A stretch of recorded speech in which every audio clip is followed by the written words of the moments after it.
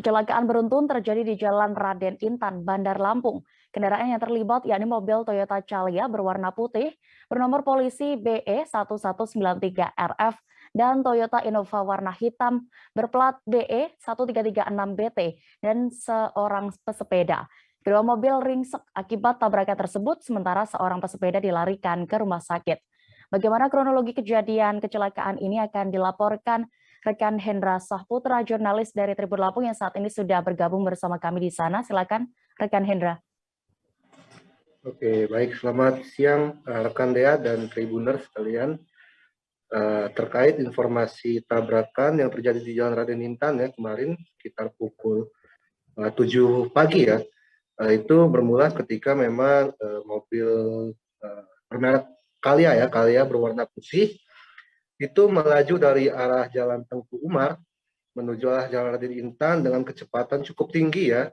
Bila kita mendapat informasi di lokasi kejadian, melaju cukup tinggi dan kehilangan kendali, itu menabrak pesepeda yang sedang melintasi jalan tersebut.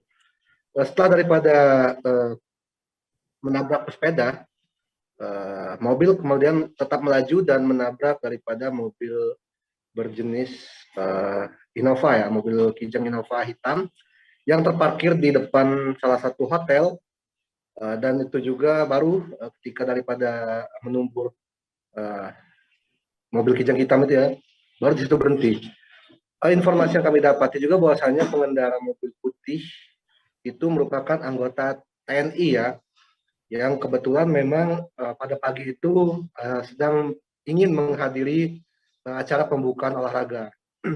Informasi yang kami dapati juga bahwasanya selepas daripada kejadian tersebut, pihak TNI, anggota TNI yang menabrak itu, satu diantara juga mengalami shock ya, dan dibawa ke hotel terdekat untuk beristirahat.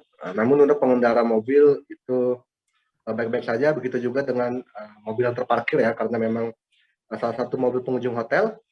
Namun untuk pesepeda yang ditabrak itu mengalami luka yang cukup berat ya, dan langsung dilarikan ke rumah sakit terdekat.